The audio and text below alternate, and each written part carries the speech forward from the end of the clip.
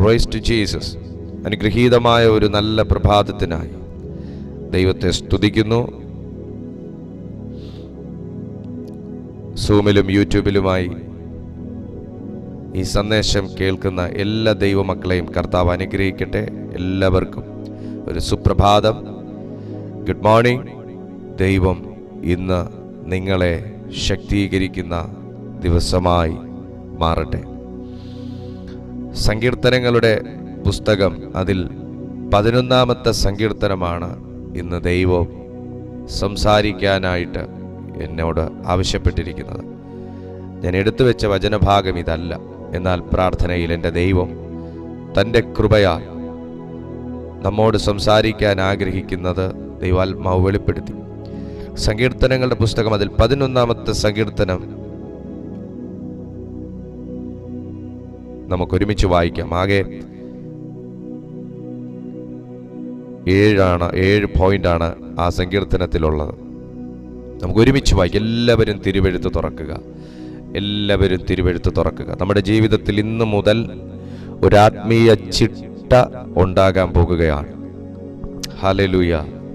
ഒരു ആത്മീയ ചിട്ട ഇന്ന് പരിശുദ്ധാത്മാവ് നമ്മുടെ ജീവിതത്തിൽ ഉണ്ടാക്കാൻ പോവുകയാണ്. ഇന്ന് മുതൽ ഞാൻ യഹോവയെ ശരണമാക്കിയിരിക്കുന്നു.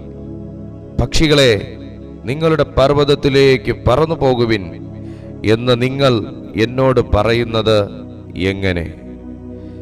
ഇതാ, ദുഷ്ടന്മാർ ഹൃദയ പരമാർത്ഥികളെ ഇരുട്ടത്ത് എയ്യേണ്ടതിന് വില്ലു കുലച്ച് അസ്ത്രം ഞാണിന്മേൽ തൊടുക്കുന്നു.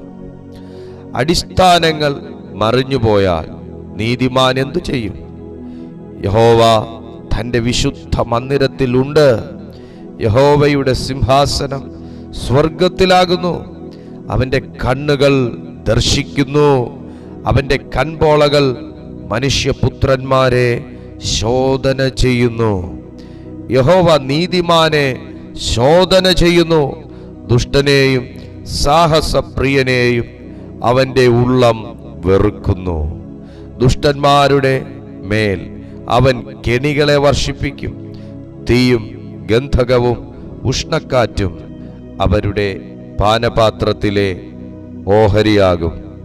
യഹോവ നീതിമാൻ, അവൻ നീതിയെ ഇഷ്ടപ്പെടുന്നു. നേരുള്ളവർ അവൻ്റെ മുഖം കാണും. ഭയങ്കരമായ ഉറപ്പ് ദൈവാത്മാവ് ഇന്ന് ഈ കൂട്ടായ്മയിൽ ഈ ദൈവവചനം കേൾക്കുന്ന ദൈവജനത്തോട് പരിശുദ്ധാത്മാവ് അറിയിക്കുകയാണ്. ഇന്ന് നിങ്ങൾ ദൈവത്തിൻ്റെ മുഖം കാണും. ഒരു വ്യക്തിക്ക് ദൈവത്തിൻ്റെ മുഖം കാണണമെന്നുണ്ടെങ്കിൽ അവൻ്റെ കണ്ണുകൾ സ്വർഗത്തിലേക്ക് മലർത്തപ്പെട്ടിരിക്കണം. നമുക്ക് ഉയരത്തിലേക്ക് നോക്കി വ്യത്യസ്ത പ്രാർത്ഥനാ ശൈലികളെടുത്ത അവലംബിച്ച ദൈവദാസന്മാരെ നമുക്ക് കാണാനായിട്ട് കഴിയും. ഹല്ലേലൂയ. ഒരു വ്യക്തിക്ക് ദൈവത്തിൻ്റെ മുഖം കാണണമെന്നുണ്ടെങ്കിൽ അവൻ സ്വർഗത്തിലേക്ക് കണ്ണുകളെ മലർത്തുന്നവനായിരിക്കണം. ദൈവമുഖം കാണാൻ ആഗ്രഹിക്കുന്ന ഒരു വ്യക്തി ഭൂമിയിൽ കണ്ണ് അടച്ചവനും സ്വർഗത്തിലേക്ക് കണ്ണ് തുറന്നു വെച്ചിരിക്കുന്നവനും ആയിരിക്കണം. ഇവിടെ 11-ാമത്തെ സങ്കീർത്തനം, അതിൻ്റെ പശ്ചാത്തലം എന്തെന്നാൽ, ഇവിടെ പശ്ചാത്തലം വ്യക്തമായിട്ട് നമുക്കറിയാൻ കഴിയുന്നില്ലെങ്കിലും തിരുവെഴുത്ത് പഠിക്കുന്ന സമയം നമുക്ക് ദാവീദാകുന്നുവല്ലോ ഈ സങ്കീർത്തനം എഴുതിയിരിക്കുന്നത്. കാരണം ഈ സങ്കീർത്തനത്തിൻ്റെ മുകളിൽ തന്നെ എഴുതിയിട്ടുണ്ട് സംഗീത പ്രമാണിക്ക് ദാവീദിൻ്റെ ഒരു സങ്കീർത്തനമെന്ന്. അപ്പോൾ നമുക്ക് ഈ വചനം പഠിക്കുന്ന സമയം നമുക്ക് അറിയാൻ കഴിയുന്ന ഒരു 2 ഇൻസിഡൻ്റ് ഉണ്ട് ദാവീദിൻ്റെ ലൈഫിൽ. 2 ഇൻസിഡൻ്റ് ഉണ്ട്. ഒന്ന്, ശൗലിൻ്റെ ഭീഷണിയോ അതല്ലെങ്കിൽ അബ്ശാലോമിൻ്റെ മത്സരത്തെ തുടർന്നുള്ള ഒരു സംഭവമോ ആയിരിക്കാം ഭക്തന്റെ ജീവിതത്തിൽ ഇങ്ങനെ ഒരവസ്ഥ. ഇതിനകത്ത് നമുക്കൊരു ത്രട്ടണിങ് കാണാം, ഒരു ഭീഷണി നമുക്ക് കാണാനായിട്ട് കഴിയും. എന്നെ കേൾക്കുന്ന ദൈവ പൈതലേ, ആദ്യം ഒരു കാര്യം തിരിച്ചറിയുക. ശത്രു അഭിഷേകം ആയുധമായി കൊണ്ടു നടക്കുന്ന, ദൈവാശ്രയം പരിചയമായി കൊണ്ടു നടക്കുന്ന ദൈവത്തിലുള്ള വിശ്വാസം കൈമുതലായി കൊണ്ട് നടക്കുന്ന താങ്കളെ ഭയപ്പെടുത്തുന്നതും തീരുമാനത്തിൽ നിന്ന് ചിതറിച്ചു കളയുന്നതും ഒരിക്കലും കണ്ണുരുട്ടിയും മറ്റ് കാര്യങ്ങളിലൂടെയും ഒന്നും തന്നെയല്ല, ഭീഷണികളിലൂടെയാണ്. എങ്ങനെയാണ് സാത്താന്റെ ഭീഷണി അല്ലെങ്കിൽ ആത്മീയ ജീവിതത്തിൽ മുളച്ചു വരുന്ന കായെ തല്ലിത്തെറിപ്പിച്ച് കളയുന്നത്? ഇതൊരു സാത്താനിക പദ്ധതിയായിട്ട് വന്നിരിക്കുന്നതാണെന്ന് എങ്ങനെയാണ് മനസ്സിലാകുന്നതെന്നറിയാമോ? അകാരണമായിട്ടുള്ള ഹൃദയമിടിപ്പ് നമുക്ക് കൂടും. ഏതൊരു കാര്യത്തിലും ഹൃദയമിടിപ്പായിരിക്കും, ഭയങ്കര ഹൃദയമിടിപ്പായിരിക്കും. ഒരാദി, എന്തെന്നറിയാത്തൊരാദി. എന്നാൽ പ്രത്യക്ഷത്തിൽ നമ്മുടെ ചെവി കേൾക്കെ ആരും നമ്മളെ ഭീഷണിപ്പെടുത്തുന്നില്ല. പ്രത്യക്ഷത്തിൽ ആരും നമ്മളോട് വാഗ്വാദത്തിന് വരുന്നില്ല. പ്രത്യക്ഷത്തിൽ ആരും മനുഷ്യരൂപത്തിൽ നമ്മോടൊന്നിനുമില്ല. പക്ഷേ ഇൻസിഡൻസും കോഇൻസിഡൻസും നമ്മോട് പറയുന്നു, എന്നെ അസ്വസ്ഥപ്പെടുത്തുന്ന, എന്നെ ഭയപ്പെടുത്തുന്ന, എന്നെ ഭീഷണിപ്പെടുത്തുന്ന എന്തോ ഒന്ന് ഇതിനകത്ത് ഉണ്ട്. എപ്പോഴും ഭക്തനോട് പറയുന്നൊരു കാര്യം എന്താണെന്നറിയാമോ? സങ്കീർത്തനത്തിൽ കുറച്ചുകൂടെ വൃത്തിയായിട്ട് ദാവീദ് അത് രേഖപ്പെടുത്തിയിട്ടുണ്ട്. എന്നാൽ തിരിച്ചാണ് നമ്മോടൊക്കെ ലോകം അല്ലെങ്കിൽ സാഹചര്യങ്ങൾ പറയുന്നത്. ഒന്നാമത്തെ വാക്യം ഞാൻ വായിക്കുന്നു.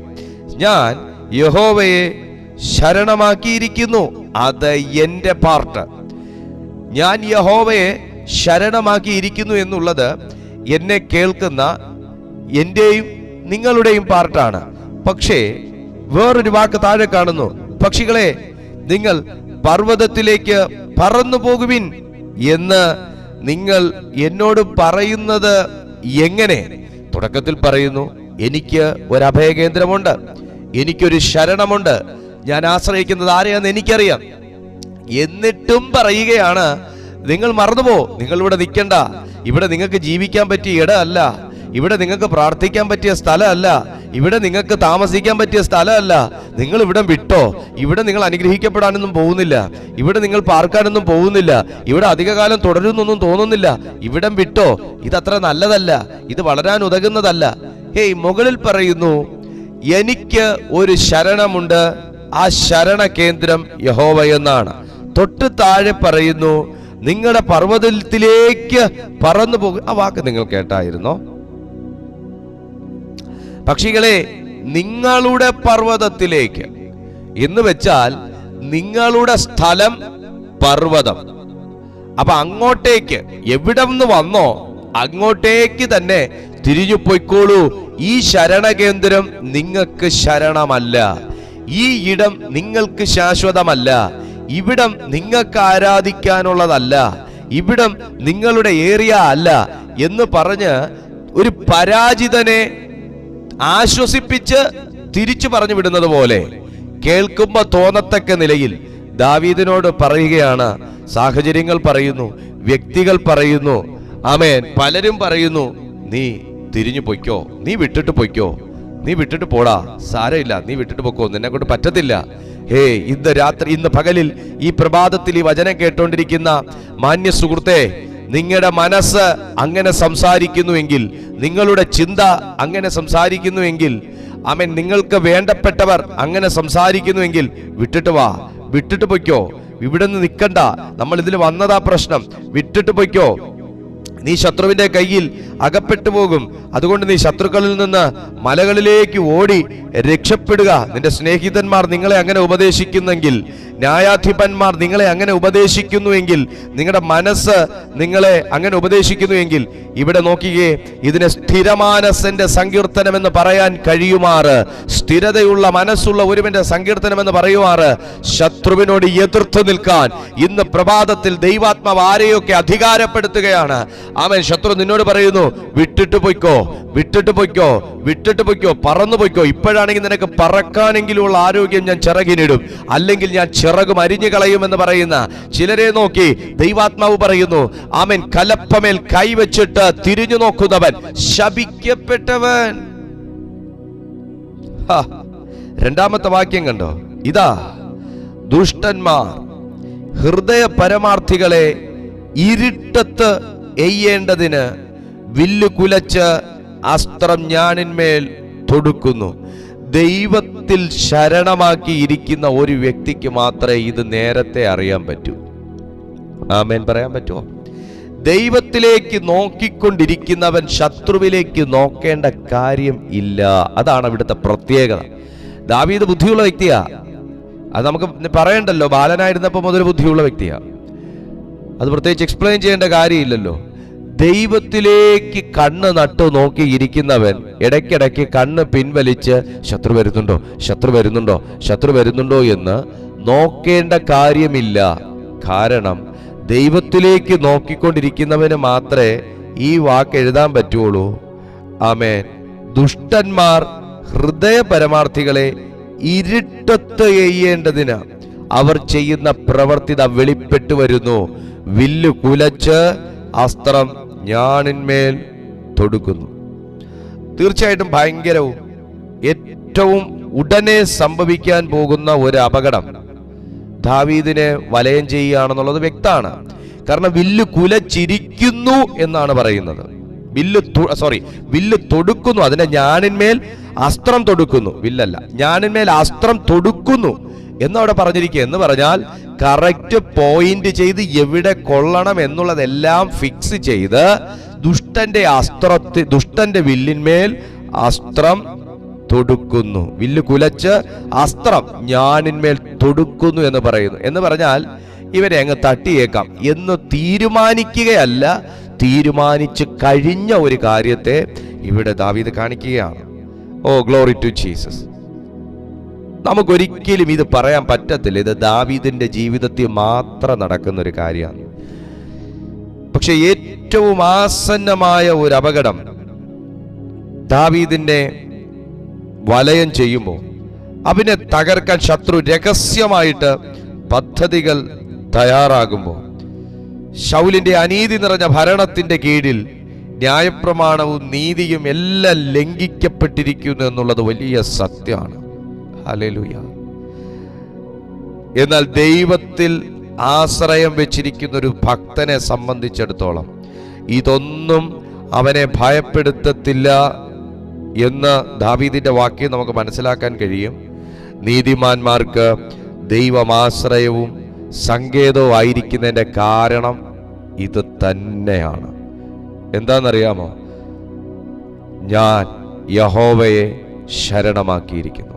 എന്നെ കാണുന്ന മാന്യ സുഹൃത്തെ, നിങ്ങൾ പോലും അറിയാതെ ദുഷ്ടകേന്ദ്രങ്ങൾ നിങ്ങൾക്കെതിരായി തയ്യാറാക്കുന്ന പദ്ധതികൾ, നിങ്ങളെ വേദനിപ്പിക്കാൻ, മുറിവേൽപ്പിക്കാൻ അവരുടെ വില്ലിന്മേൽ കുലയ്ക്കുന്ന വില്ല് കുലച്ച് അവരുടെ ഞാണിന്മേൽ തൊടുക്കുന്ന അസ്ത്രങ്ങൾ ഇന്ന് പ്രഭാതത്തിൽ ഈ വചനധ്യാനത്തിങ്കൽ ഈ സങ്കീർത്തനത്തിന് വ്യാപരിക്കുന്ന ദൈവശക്തിയാൽ ദാവീദിനെ സകല ആക്രമണങ്ങളിൽ നിന്നും തന്റെ ഭക്തനെ ദൈവം സംരക്ഷണ ചെയ്തതുപോലെ ഇന്ന് പ്രഭാതത്തിൽ നമ്മെ ഓരോരുത്തരെയും സംരക്ഷണ ചെയ്യാൻ ദൈവം തന്റെ കൽപ്പന അയക്കുകയാണ്. മൂന്നാമത്തെ വേർഡാണ് ഏറ്റവും ഇമ്പോർട്ടന്റ്. വാവ്, ഇതാണ് എനിക്കും നിങ്ങൾക്കും ഉള്ള ധൈര്യം എന്ന് ഞാൻ പറയാൻ ആഗ്രഹിക്കുകയാണ്. എന്താണ് മൂന്നാമത്തെ വാക്യം? അടിസ്ഥാനങ്ങൾ മറിഞ്ഞു പോയാൽ നീതിമാൻ എന്തു ചെയ്യും? ഇന്ന് നിങ്ങൾക്ക് എത്ര പേർക്കൊന്ന് ഉറപ്പിച്ച് പറയാൻ കഴിയും, എൻ്റെ അടിസ്ഥാനങ്ങൾ ഇളക്കാനൊക്കെ പിശാച് ശ്രമിച്ചു, പക്ഷെ മറിഞ്ഞു പോകാൻ അനുവദിക്കാത്ത ഒരു ദൈവം, മറിഞ്ഞു പോകാൻ അനുവദിക്കാത്ത ഒരു ദൈവം. അടിസ്ഥാനത്തെ സംബന്ധിച്ച് മുഴുവനും തകർന്നു വീഴണമെന്നുണ്ടെങ്കിൽ മുഴുവനും ഒന്നും ഇളക്കിയിടേണ്ട ആവശ്യമില്ല. അടിസ്ഥാനം ബലഹീനമായാൽ മതി. അടിസ്ഥാനത്തിന്റെ ഒരു ഭാഗം ബലഹീനമായാൽ തന്നെ കെട്ടിടം മുഴുവനും നിലംപൊത്തും. എന്നാൽ ഇവിടെ വേദപുസ്തകം പറയുന്നു, ദാവീദിന്റെ അടിസ്ഥാനം ഏറ്റവും അധികം ഉറച്ചിരുന്നത് തന്റെ പ്രാർത്ഥനയിലൂടെയായിരുന്നു. Oh glory to Jesus. നോക്കൂ, ശൗലിന്റെ ഭരണകാലത്ത് നീതിയുടെയും പ്രമാണത്തിന്റെയും അടിസ്ഥാനങ്ങൾ ഇളകിയിരുന്നു. ശൗലിന്റെ ഭരണകാലത്ത് നീതിയുടെയും വിശ്വാസത്തിന്റെയും പ്രമാണത്തിന്റെ എല്ലാ അടിസ്ഥാനം ഇളകിയിരുന്നു. എന്നാൽ ഒരു നീതിമാൻ ഈ കാലഘട്ടത്തിൽ എന്തെങ്കിലും ചെയ്യാനുണ്ടോ എന്ന് ചോദിച്ചാൽ ഞാൻ ഈ പശ്ചാത്തലത്തിൽ പറയുന്നു, നീതിമാന് മാത്രമേ എന്തെങ്കിലും ചെയ്യാൻ കഴിയുകയുള്ളൂ. എന്നെ കേൾക്കുന്ന മാന്യ സുഹൃത്തെ, നിങ്ങളുടെ ഫാമിലിയുടെ, നിങ്ങളുടെ കുടുംബജീവിതത്തിൻ്റെ, നിങ്ങളുടെ മക്കളുടെ, നിങ്ങളുടെ ജോലിയുടെ, നിങ്ങളുടെ സമ്പത്തിൻ്റെ, നിങ്ങളുടെ വിശ്വാസത്തിൻ്റെ, നിങ്ങളുടെ ആരാധനയുടെ, നിങ്ങളുടെ ആത്മീയതയുടെ അടിസ്ഥാനങ്ങളിന്മേൽ ശത്രു തൊട്ടിട്ടുണ്ടെങ്കിൽ, ദാവീദ് അടിസ്ഥാനങ്ങൾ ഉറപ്പിച്ചത് തൻ്റെ പ്രാർത്ഥനയിലൂടെയായിരുന്നു. ഇന്ന് ദൈവാത്മാവ് ആരോടൊക്കെയോ സംസാരിക്കുകയാണ്. അടിസ്ഥാനങ്ങളെ തൊടുന്നതിന്മേൽ എൻ്റെ ദൈവത്തിൻ്റെ കൈ തൊടുകയാണ്. നിന്റെ ആരാധനയെ നിർത്തൽ ചെയ്യാനുള്ള, നിങ്ങളുടെ പ്രാർത്ഥനയെ നിർത്തൽ ചെയ്യാനുള്ള, നിങ്ങളുടെ വിശ്വാസത്തെ നിർത്തൽ ചെയ്യാനുള്ള, നിങ്ങളുടെ ദൈവിക പണിയെ തടയാനുള്ള, ആമേൻ, ആ അടിസ്ഥാനത്തിന്മേൽ കൈവയ്ക്കുന്ന ശത്രുവിൻ്റെ സകല പദ്ധതികളിന്മേലും ഇന്നലെ നിന്റെ പ്രാർത്ഥനയുടെ മേൽ ഇറങ്ങിയ ദൈവ സാന്നിധ്യം, കഴിഞ്ഞ ദിവസങ്ങളിൽ നിന്റെ പ്രാർത്ഥനയിൽ ഇറങ്ങിയ ദൈവ സാന്നിധ്യം ഇന്ന് പ്രഭാതത്തിലും പൂർവാധികം ശക്തിയോടെ ഇറങ്ങി ആ അടിസ്ഥാനങ്ങളെ തൊടുന്ന ദുർശക്തികളെ ദൈവം തകർക്കുകയാണ്. ബൈബിൾ പറയുന്നു, അടിസ്ഥാനങ്ങൾ ഇളകിപ്പോയാൽ നീതിമാൻ എന്ത് ചെയ്യും?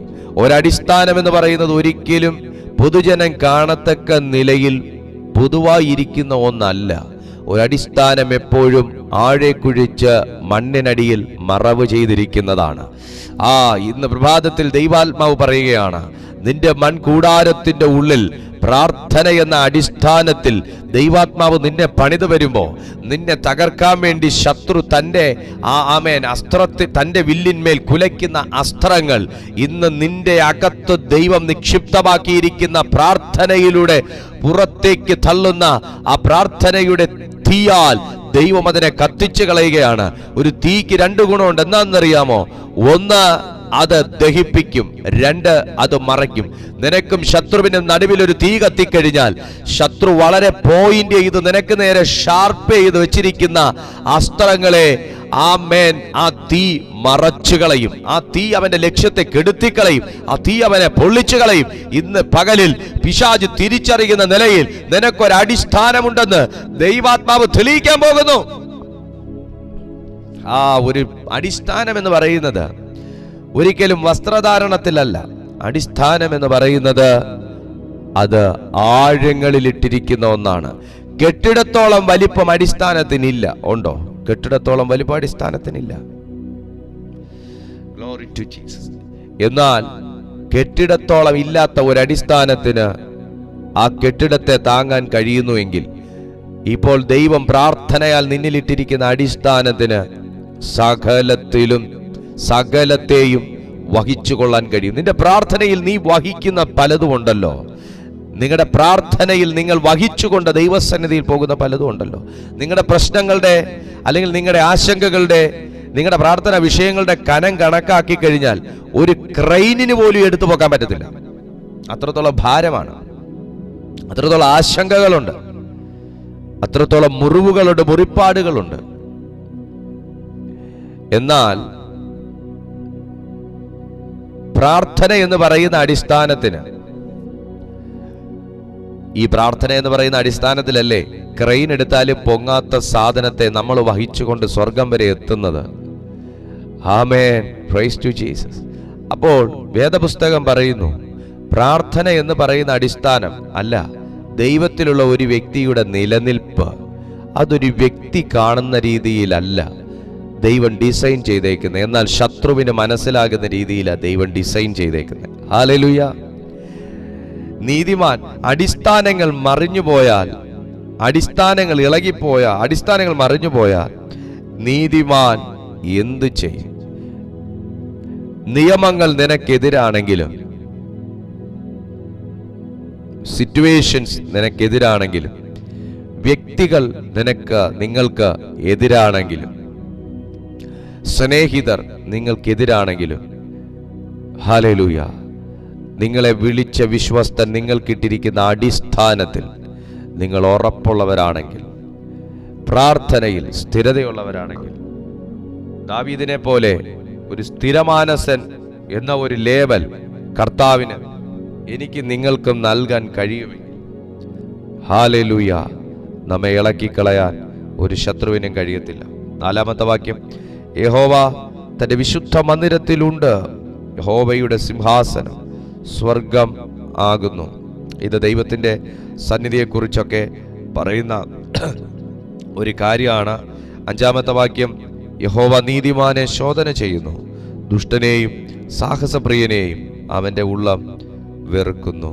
6-ാമത്തെ വാക്യം, ദുഷ്ടന്മാരുടെ മേൽ അവൻ കെണികളെ വർഷിപ്പിക്കും, തീയും ഗന്ധകവും ഉഷ്ണക്കാറ്റും അവരുടെ പാനപാത്രത്തിലെ ഓഹരിയാകും. 7-ാമത്തെ വാക്യം, യഹോവ നീതിമാൻ, അവൻ നീതിയെ ഇഷ്ടപ്പെടുന്നു, നേരുള്ളവർ അവൻ്റെ മുഖത്തെ കാണും.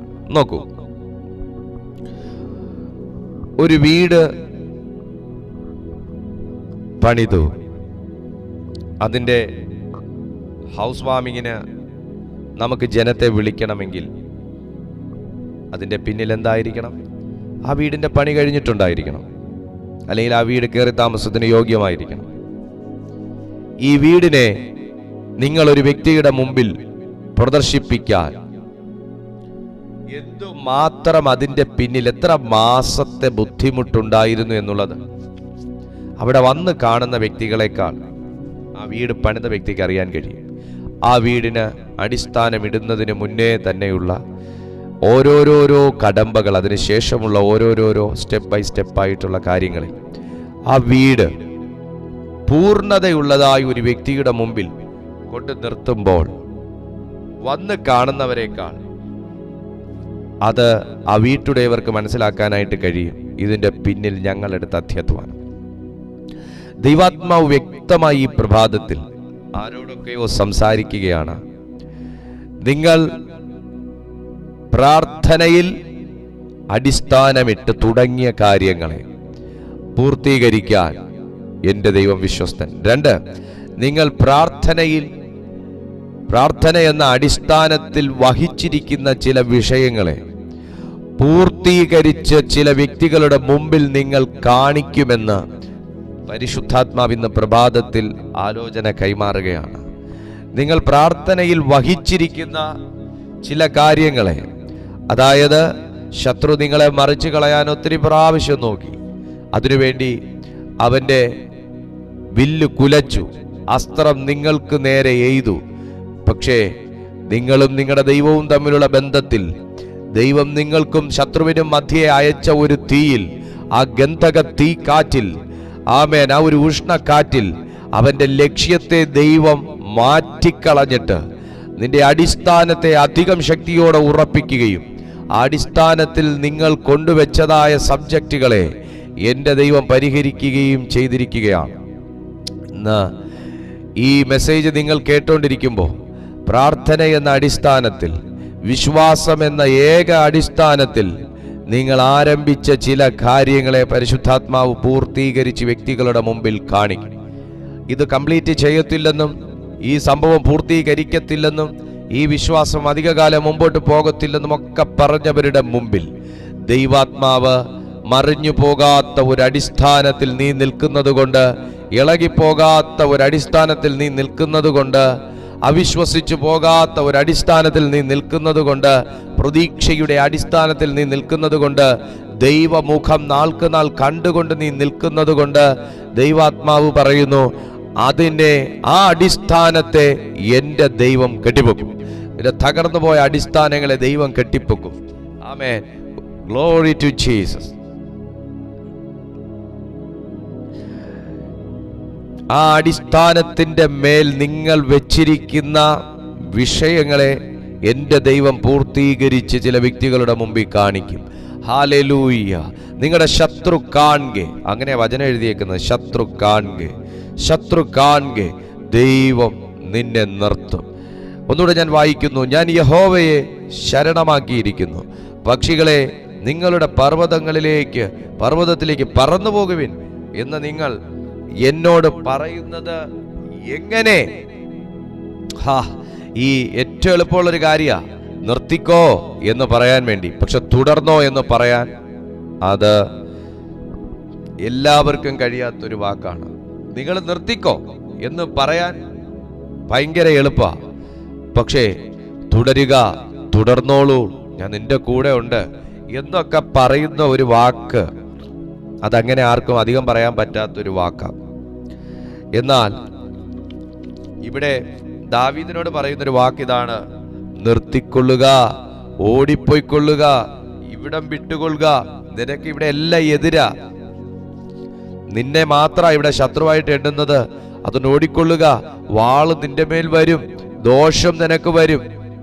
പക്ഷേ ഇതൊന്നും കണക്കിലെടുക്കാതെ ദൈവത്തെ ശരണമാക്കി ആമേൻ ഒരു ഭക്തനാകുന്ന ദാവീദ് വിജയം കരസ്ഥമാക്കി എങ്കിൽ, എന്നെ കേൾക്കുന്ന മാന്യ സുഹൃത്തെ, ഇളകിപ്പോകാത്ത ഒരു അടിസ്ഥാനം ദൈവം എനിക്ക് നിങ്ങൾക്കും തന്നിട്ടുണ്ട്. ഇളകിപ്പോകാത്തൊരു അടിസ്ഥാനം. ഇളകണായിരുന്നെങ്കിൽ വർഷങ്ങൾക്ക് മുമ്പേ ഇളകേണ്ടതല്ലേ? തകർന്നു പോകേണ്ടതാണെങ്കിൽ വർഷങ്ങൾക്ക് മുമ്പേ തകർന്നു പോകേണ്ടതല്ലേ? മണ്ണിലടിയിലാകേണ്ടതാണെങ്കിൽ വർഷങ്ങൾക്ക് മുമ്പ് ആകേണ്ടതല്ലേ? പക്ഷെ നീതിമാന്റെ അടിസ്ഥാനങ്ങൾ മറിഞ്ഞുപോയാൽ എന്തു ചെയ്യും? അടിസ്ഥാനങ്ങൾ മറിഞ്ഞുപോയാൽ നീതിമാൻ എന്ത് ചെയ്യുമെന്ന് ദാവീദ് ചോദിക്കുമ്പോൾ, മറിഞ്ഞു പോകാത്ത ഒരു അടിസ്ഥാനത്തിന് ഉടമയായി ദാവീദിനെ ദൈവം നിർത്തിയിരിക്കുകയാണ്. ശൗലിന്റെ നിയമവും ന്യായപ്രമാണവും തൻ്റെ ഭരണവും ഒക്കെ മറിഞ്ഞു പോയിട്ടുണ്ടായിരിക്കാം. പക്ഷെ അതേ ദേശത്ത് ഒരു ദാവീദിനെ ഒരു പുതിയ അടിസ്ഥാനമിട്ട് എൻ്റെ ദൈവം നിർത്തിയതുപോലെ, ശത്രുക്കളുടെ മധ്യേയും എൻ്റെ ദൈവം തന്നെ അഭിഷേകത്തിൽ കുറയാതെ നിർത്തിയതുപോലെ, ശത്രുക്കളുടെ മധ്യേയും പ്രാർത്ഥനയിൽ ജയമെടുക്കാൻ ദൈവം തന്നെ ശക്തീകരിച്ചതുപോലെ, ശത്രുക്കൾ തൻ്റെ ചെവി അടയ്ക്കുമ്പോഴും കണ്ണടയ്ക്കുമ്പോഴും തൻ്റെ അന്തരാത്മാവിൽ ദൈവം തന്നോട് സംസാരിച്ചുകൊണ്ടിരുന്നതുപോലെ, ഇന്ന് പ്രഭാതത്തിൽ കുഞ്ഞെ, നിന്റെ അരികിലേക്ക് വരുന്ന ശബ്ദങ്ങൾ നിലച്ചുപോയിട്ടുണ്ടായിരിക്കാം, നിന്റെ അടുത്ത് വരുന്ന ബന്ധങ്ങൾ നിലച്ചുപോയിട്ടുണ്ടായിരിക്കാം, നിന്റെ അടുത്ത് വരുന്ന ആശ്വാസ വാക്കുകൾ നിലച്ചുപോയിട്ടുണ്ടായിരിക്കാം. പക്ഷേ ഇന്ന് ദൈവാത്മാവ് പറയുന്നു, ദൈവത്തെ ശരണമാക്കി ദൈവമുഖം അന്വേഷിക്കുന്ന, ദൈവത്തിൽ അവൻ അടിയുറച്ച അടിസ്ഥാനവും വിശ്വാസവും ഇട്ടിരിക്കുന്ന താങ്കളെ നോക്കി ദൈവാത്മാവ് പറയുന്നു, ശബ്ദങ്ങൾ നിലച്ചാലും, വ്യക്തികൾ നിലച്ചാലും, ആമേൻ, ഉപകാരങ്ങൾ നിലച്ചാലും, സമ്മാനങ്ങൾ നിലച്ചാലും, ബന്ധങ്ങൾ നിലച്ചാലും, ഉറ്റ ബന്ധുവായി ദൈവം കൂടെയുണ്ട്. ഉറ്റ ബന്ധുവായി ദൈവം കൂടെയുണ്ട്. ഇന്ന് പ്രഭാതത്തിൽ നിന്റെ അടിസ്ഥാനങ്ങൾ തകരാൻ ദൈവം അനുവദിക്കത്തില്ല. നിന്റെ സ്വാതന്ത്ര്യം തകരാൻ ദൈവം അനുവദിക്കത്തില്ല. നിന്നോട് നിർത്തിക്കോ എന്നും പറന്നു പൊയ്ക്കോ എന്നും വിട്ടിട്ട് പൊയ്ക്കോ എന്നുമൊക്കെ സാഹചര്യങ്ങളും ശത്രുക്കളും ഒത്തിരി വട്ടം പറഞ്ഞപ്പോഴും അതിനൊന്നും ചെവിക്കൊടുക്കാതെ നീ പ്രാർത്ഥനയിൽ ഉറ്റിരുന്നതിന്റെ മഹത്വം എന്താണെന്നറിയാമോ? നീ പ്രാർത്ഥനയിൽ അടിസ്ഥാനമിട്ട ചില വിഷയങ്ങളെ എന്റെ ദൈവം പരിഹരിച്ച് ശത്രുക്കളുടെ മുമ്പിൽ നിന്നെ വെളിപ്പെടുത്തും. ദൈവം നിന്നെ വെളിപ്പെടുത്തും. ഇന്ന് മറഞ്ഞിരുന്ന് പ്രാർത്ഥിക്കുന്ന നിന്നെ ദൈവം വെളിയിൽ കൊണ്ടുവരും. ഇന്ന് മറഞ്ഞിരുന്ന് സ്തോത്രം ചെയ്യുന്ന നിന്നെ, ഇന്ന് മറഞ്ഞിരുന്ന് ആമേൻ പറയുന്ന നിന്നെ ദൈവം സ്വാതന്ത്ര്യത്തോടെ പുറത്തു കൊണ്ടുവരും. ഇന്ന് മറഞ്ഞിരുന്ന് പ്രാർത്ഥിക്കുകയും മറഞ്ഞിരുന്ന് കൂട്ടായ്മ കൂടുകയും മറഞ്ഞിരുന്ന് ദൈവത്തിൽ ആശ്രയിക്കുകയും ചെയ്യുന്ന നിന്നെ, ദൈവത്തെ മറവിടമാക്കിയിരിക്കുന്ന നിന്നെ അവനിൽ തന്നെ അവൻ വെളിപ്പെടുത്തും. Holy Spirit, in the name of Jesus. ഇന്ന് ലോകം താങ്കളെ മറയ്ക്കുന്നുണ്ടായിരിക്കാം, രോഗം താങ്കളെ മറയ്ക്കുന്നുണ്ടായിരിക്കാം, ശത്രുക്കൾ താങ്കളെ മറയ്ക്കുന്നുണ്ടായിരിക്കാം, വിഷയങ്ങൾ താങ്കളെ മറയ്ക്കുന്നുണ്ടായിരിക്കാം. പക്ഷേ എൻ്റെ ദൈവം നിന്നെ വെളിപ്പെടുത്തും. എൻ്റെ ദൈവം നിന്നെ വെളിപ്പെടുത്തും. അടിയുറച്ച വിശ്വാസമുള്ള ദൈവമക്കൾ ആമേൻ പറയട്ടെ. അടിസ്ഥാനങ്ങൾ ഇതുവരെ ശത്രുവിന് മറയ്ക്കാൻ കഴിഞ്ഞില്ല എന്ന് വിശ്വാസമുള്ളവർ ആമേൻ പറയട്ടെ. Glory to Jesus. എല്ലാ കണ്ണുകളും അടയ്ക്കുക, എല്ലാ കണ്ണുകളും അടയ്ക്കുക, എല്ലാ കണ്ണുകളും അടയ്ക്കുക. Thank you Jesus. പരിശുദ്ധാത്മാവേ, ഈ പ്രഭാത ധ്യാനത്തിനായി ഞങ്ങൾ സ്തോത്രം ചെയ്യുന്നു. ഈ ദൈവമക്കൾക്കായി ഞാൻ ദൈവത്തിന് സ്തോത്രം ചെയ്യുന്നു. ഇന്ന് ഞങ്ങൾ കേട്ടതുപോലെ നീതിമാന്റെ അടിസ്ഥാനങ്ങൾ മറിഞ്ഞുപോയാൽ അവൻ എന്തു ചെയ്യും? എന്നാൽ ഞങ്ങൾക്ക് ദൈവം തന്നിരിക്കുന്ന അടിസ്ഥാനത്തിനായി സ്തോത്രം. ശത്രു ഞങ്ങളുടെ അടിസ്ഥാനങ്ങളെ തൊടാൻ ദൈവം അനുവദിച്ചില്ലല്ലോ. ശത്രു ഞങ്ങളെ മറിച്ചു കളയാൻ ദൈവം അനുവദിച്ചില്ലല്ലോ. ഇന്ന് ഈ ദൈവജനം ഈ സന്ദേശം കേട്ടോണ്ടിരിക്കുമ്പോൾ തന്നെ ദൈവത്തിന്റെ വലിയ സാന്നിധ്യം അവരുടെ അടിസ്ഥാനങ്ങളെ ഉറപ്പിക്കട്ടെ. ദൈവത്തിന്റെ മഹാസാന്നിധ്യം അവരുടെ അടിസ്ഥാനങ്ങൾ ഉറപ്പിക്കട്ടെ. ദൈവത്തിന്റെ കൃപ അവരുടെ അടിസ്ഥാനങ്ങളെ ഉറപ്പിക്കട്ടെ. ഇവരെയും ഇവർക്കുള്ള എല്ലാറ്റിനെയും ഞാൻ യേശുവിന്റെ നാമത്തിൽ ബ്ലസ് ചെയ്യുന്നു, പ്രാർത്ഥിക്കുന്നു. ഇവരെ കർത്താവ് അനുഗ്രഹിക്കണമേ എന്ന് ഞാൻ ദൈവസന്നിധിയിൽ അപേക്ഷിക്കുന്നു. ഈ പ്രഭാത കൂട്ടായ്മയിൽ കൂടിയിരിക്കുന്ന ഓരോ ദൈവമക്കളിലേക്കും കർത്താവിൻ്റെ ശക്തിയും കർത്താവിൻ്റെ കൃപയും അവിടുന്ന് വർഷിപ്പിക്കണമേ. ഓ ദൈവാത്മാവ് നിങ്ങളോട് പറയുകയാണ്, നിങ്ങളെ കർത്താവ് കൈവിടത്തില്ല, നിങ്ങളെ എൻ്റെ ദൈവം മറന്നു കളയത്തില്ല. ആമേൻ. ഏറ്റവും എളുപ്പമുള്ളൊരു വാക്ക് നിർത്തിക്കോളൂ എന്ന് പറയുന്നതാണ്. ഏറ്റവും അനായാസമായി പറയുന്ന കാര്യം, നമുക്കിത് ഗിവപ്പ് ചെയ്യാം, നമുക്കിതിനെ ഉപേക്ഷിച്ചേക്കാം, നമുക്കിതിനെ മറന്നേക്കാം. ആമേൻ. ഫോർഗെറ്റ് ഇറ്റ്, മറന്നു കളയുക. ആമേൻ. നമുക്ക് ഈ മാർഗം വേണ്ട, നമുക്ക് ഈ രീതി വേണ്ട. ഇതൊക്കെ ഭയങ്കര റിസ്കാ, ഇതൊക്കെ ഭയങ്കര വാർഫെയർ ഉള്ള കാര്യങ്ങളാ. പക്ഷേ ഇത് ഉറച്ച ഒരു ഭക്തനെ പറയാൻ കഴിയത്തുള്ളൂ, ഞാൻ ദൈവത്തെ ശരണമാക്കിയിരിക്കുന്നു. നിനക്ക് വീട്ടിലാരും സപ്പോർട്ട് കാണത്തില്ല, നിങ്ങൾ ഉദ്ദേശിക്കുന്നവരാരും വീട്ടിൽ സപ്പോർട്ട് കാണത്തില്ല. നിങ്ങൾക്ക് വെളിയിൽ പൂർണ്ണമായി പറയാൻ പോലും കഴിയാത്ത അവസ്ഥകൾ നിങ്ങളുടെ വീട്ടിലുണ്ടായിരിക്കും. എന്നാൽ ഇന്ന് നിങ്ങൾ മാത്രമാണ് ഈ വിശ്വാസത്തിൽ, ഈ അടിസ്ഥാനത്തിൽ നിൽക്കുന്നത് എങ്കിൽ അത് മറിഞ്ഞു പോകാൻ എൻ്റെ ദൈവം അനുവദിക്കുകയില്ല. കാരണം നീ ശരണമാക്കിയിരിക്കുന്നത് മനുഷ്യനെ അല്ല, നിങ്ങൾ ശരണമാക്കിയിരിക്കുന്നത് യഹോവയാണ്. ഓ, അവൻ നമ്മുടെ മുഖപ്രകാശ രക്ഷ, അവൻ എൻ്റെ ദുർഗമാകുന്നു, അവൻ എൻ്റെ ഓഹരി, അവൻ എൻ്റെ പാറ, ഞാൻ ആശ്രയിക്കുന്ന എൻ്റെ പാറ. കമാൺ, എല്ലാ ദൈവമക്കളും സ്തോത്രം ചെയ്തേ. ആമേൻ. പരിശുദ്ധാത്മാവേ, ഈ ജനത്തെ അവിടുന്ന് സഹായിക്കുന്ന വലിയ കൃപയ്ക്കായി സ്തോത്രം. എല്ലാ മഹത്വവും അങ്ങേക്ക്, യേശുവിൻ നാമത്തിൽ തന്നെ. ആമേൻ.